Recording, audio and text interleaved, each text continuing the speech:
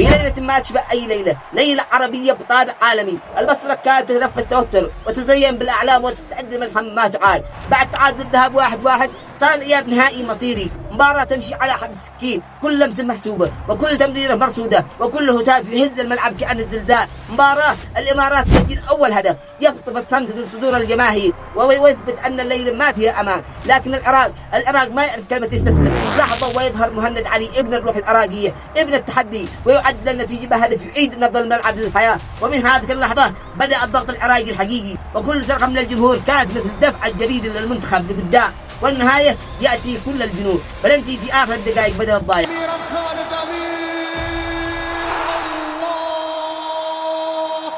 افتحوا أبواب المكسيك للقادمين من البصرة، للقادمين يتقدم أمير العراق ليحمل حلم العراقيين على كتفيه ويوصل العراق للملحق العالمي. لن ينسى هذا الهدف ما إن تأهلت العراق للمونديال. نهاية تليق بمنتخب يقاتل لأجل بلده. العراق يحسمها ويتأهل بالجدارة للملحق العالمي، خطوة من ذهب نحو مونديال 2026. ألف مبروك للجماهير العراقية، وهارد لك بكل احترام للجمهور الإماراتي. وفي هذا المقطع إذا عجبك المقطع اعمل لايك واشترك في القناة عشان نصل الأول 1000 مشترك في القناة. والسلام عليكم ورحمة الله وبركاته.